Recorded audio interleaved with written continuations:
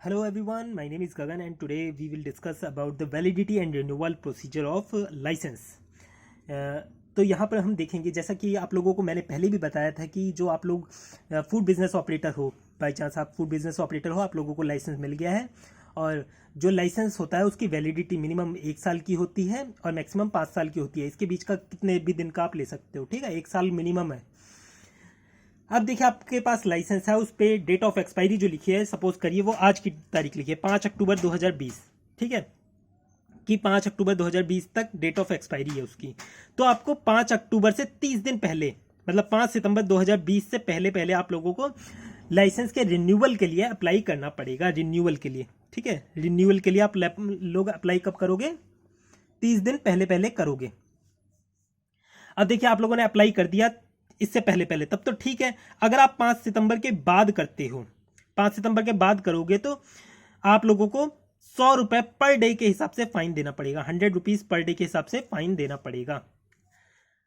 और जो आप लोगों का लाइसेंस जो है वो वैलिड कब तक रहेगा? वैलिड देखिए कब तक रहेगा, 5 नवंबर 2020 तक रहेगा, मतलब 30 दिन बाद तक। 5 अक्टूबर 2020 डेट ऑफ एक्सपायरी है, यहां तक ये वैलिड रहेगा, वैलिड रहेगा लाइसेंस आप लोगों का। और 5 सितंबर से पहले पहले आप लोगों को रिन्यूअल के लिए अप्लाई करना पड़ेगा, रिन्यूअल के लिए अप्लाई करना पड़ेगा। इसके बाद आप लोगों से 100 रुपीज़ पर डे के हिसाब से फाइन लिया जाएगा और 5 अक्टूबर तक लिया जाएगा, ठीक है। और इसके बाद 5 नवंबर 2020 तक आप लोगों का लाइसेंस वैलिड रहेगा। इसमें कंफ्यूज मत होना, ठीक है, कब तक वैलिड रहेगा, डेट ऑफ एक्सपायरी और रिन्यूअल कब करवाना है, इसमें कंफ्यूज मत होना, ठीक है। फाइन कैसे लगेगा ये चीज़ आप लोगों को पता चल गई है। अब देखें इसे लिखोगे कैसे। आप लोगों से ये पूछा जा सकता है कि explain about validity and renewal of registration and licence, तो इसे लिखना कैसे है वो मैं बता देता हूँ, ठीक है। तो क्वेश्चन आप लोगों से वैलिडिटी एंड रिन्यूअल का कुछ भी पूछा जाए तो उसमें यही पॉइंट लिखना पड़ेगा। चाहो तो आप इस डायग्राम से समझा भी सकते हो, वरना लिख सकते हो, ठीक है। तो क्वेश्चन अगर आपसे वैलिडिटी एंड रिन्यूअल का पूछा जाए ऑफ रजिस्ट्रेशन और लाइसेंस, ठीक है, ये पूछा जाए। एक तो गर्मी बहुत ज़्यादा हो रखी है, तो देखिए अब इसका कैसे लिखोगे आप। सबसे पहला पॉइंट कि रजिस्ट्रेशन वैलिड कब तक रहता है, ठीक है, या फिर ग्रांट कितना करा जाता है कि इतनी वैलिडिटी होगी। जैसे आप लोगों के मोबाइल में रहता है ना, रिचार्ज कराओ तो 28 दिन की वैलिडिटी दी जाती है, वैसे ही इसमें कितनी दिन की वैलिडिटी दी जाती है। रजिस्ट्रेशन और licence granted shall be valid for a period of 1 to 5 year, ठीक है, 1 से 5 साल तक वो वैलिड की वैलिडिटी देते हैं ये लोग। और ये किसकी चॉइस होती है? This solely depends upon the food business operator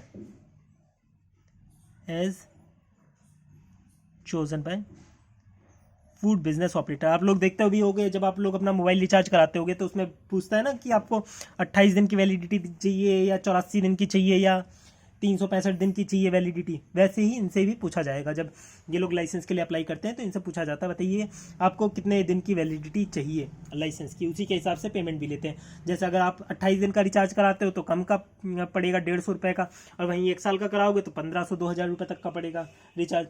उसी तरह से इनका भी होता है। तो ये तो रही इसकी बात, वैलिडिटी की बात, ठीक है। अब इन्हें रिन्यूअल कब करवाना है वो देख लीजिए।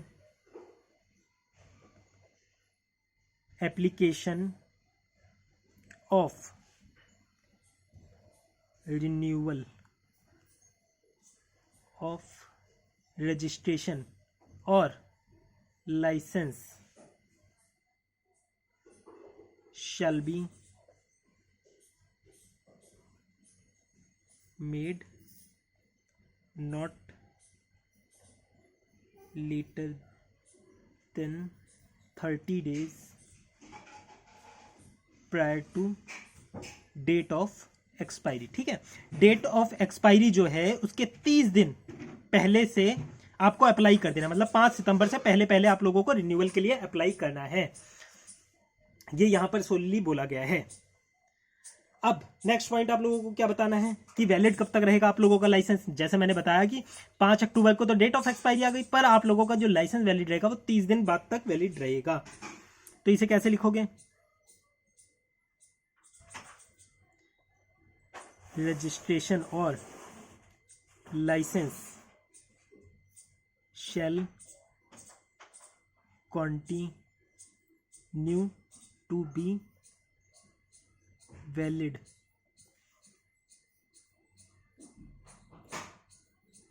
For a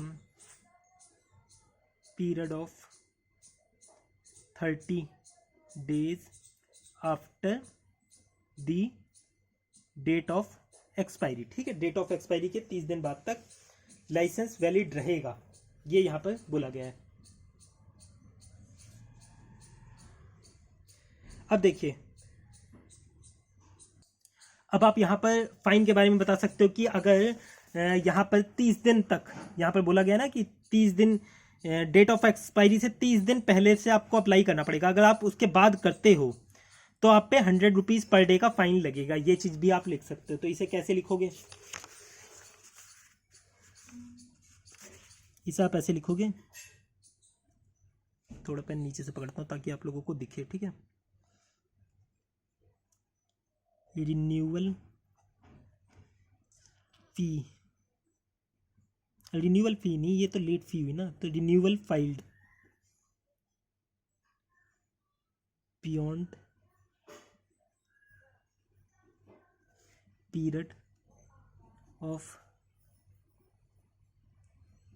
30 days prior to date of expiry, then ₹100 per day will be charged। और ये फाइन है। ठीक है, ये फीस नहीं है, फाइन है। तो यहाँ पर आप लोगों को ये चीज़ बता दी कि कितना वो लगेगा, फाइन लगेगा। अब देखिए, बाई चांस उसने यहाँ पर हमें बताया गया यहाँ तक उसे अप्लाई कर देना है और इसके बाद से करता है तो 100 रुपये के हिसाब से हर दिन का फाइन लगेगा। बाई चांस उसने यहाँ तक अप्लाई नहीं करा तो अब देखिए क्या होएगा। तो भाई बिना लाइसेंस के तो फूड बिजनेस कैरी ऑन नहीं कर सकते। तो यही चीज़ आप लोगों को लिखनी है। If renewal is not filed, ठीक है, then FBO shall stop all, जो भी इसका फूड बिजनेस है वो एक्टिविटी, सारी बिजनेस एक्टिविटी, और वो भी सारे प्रेमिसेस में जहाँ भी उसका लाइसेंस जिसके लिए भी था उन सभी प्रेमिसेस के लिए बंद करनी पड़ेगी। At all business activity, all premises. ठीक है, तो उसे सारी एक्टिविटी को बंद करना हो, एट ऑल प्रेमिसेस। और फिर अगर अप्लाई नहीं करा तो उसे सारी एक्टिविटीज़ बंद करनी पड़ेंगी। और अगर वो फिर दोबारा से अप्लाई करना चाहता है, रिन्यू तो होएगा नहीं क्योंकि अब तो उसे पूरा एकदम फ्रेश प्रोसीजर से स्टार्ट करना पड़ेगा। फिर दोबारा इंस्पेक्शन होएगा, हर चीज़ दोबारा से होगी। तो इस तरह से वो रीस्टार्ट करेगा लाइसेंस के लिए। तो इसलिए रिन्यू कराना बहुत ज़्यादा जरूरी है अगर उसे बिजनेस को कैरी ऑन करना है तो। अब हम यहाँ पर देखेंगे, आप लोगों से एक क्वेश्चन मैंने पूछा था जो मैंने मॉडल टेस्ट पेपर दिया था, तो उसमें एक था कि लाइसेंस कैंसिल या सस्पेंड किस वजह से हो सकता है। तो मैं वो तो आप लोगों को वैसे भी पता होगा कि क्यों हो सकता है। ऑब्वियस सी बात है, अगर आप कुछ अनफेयर प्रैक्टिसेस कर रहे हो उस वजह से कैंसिल हो सकता है। या फिर अगर फूड ऑफिसर को ऐसा लगता है कि हाँ भाई आप लोग जो फूड बिजनेस ऑपरेट कर रहे हो ये किसी की पब्लिक हेल्थ के लिए खतरा है, ठीक है, तो पब्लिक हेल्थ के इंटरेस्ट में वो आप लोगों का लाइसेंस या रजिस्ट्रेशन कैंसिल कर सकता है या सस्पेंड कर सकता है। ये उसी के ऊपर डिपेंड करता है पूरी तरह से कि उसे कब लगता है कि खतरा है।